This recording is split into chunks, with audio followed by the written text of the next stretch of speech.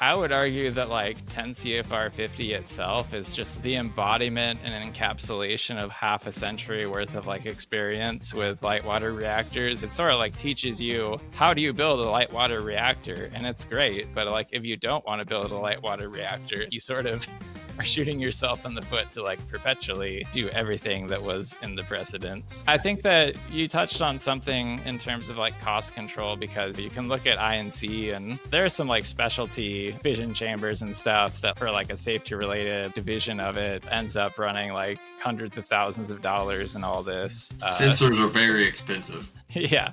And you know, when you have a gigawatt of power to be like distributing that cost over, then it's like not a big deal, and therefore like INC gets overlooked. But like now when you got a 5 megawatt electric plant and you're trying to throw 4 channels of fission chambers on it and like all these other fancy sensors, and then you'd have like an 8 or a 12 unit plant or whatever, and so you've got times 12 of that INC is becoming like a much larger than previous cost for a lot of these advanced and micro reactor companies. And so it's certainly a matter of, hey, sharpening the pencil to drive INC costs down is sort of semi-necessary. It's sort of why it's great to specialize in INC nowadays, I guess. That's right. No, and I think, I mean, it's going to be a combination of, okay, we talk about the passive safety features and things. What doesn't actually need to be traditionally like safety related? What can be a commercial grade type item so that it doesn't have all of the pedigree and testing that's really what drives up the cost for a lot of these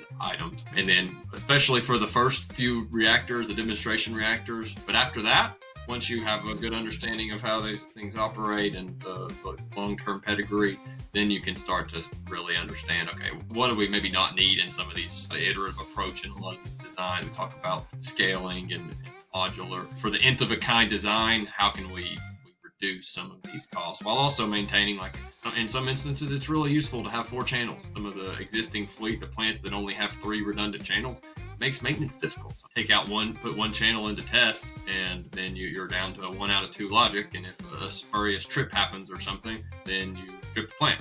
So having a 4th channel, you can take that in test. Then you're still in a 2 out of 3 logic, and it reduces your plant risk. So that's a ongoing reliability thing that could, again, anytime you don't want to be worrying about risk and plant trips when you're from a spurious EMI signal that because a nuclear instrument had a little bit too much noise on it.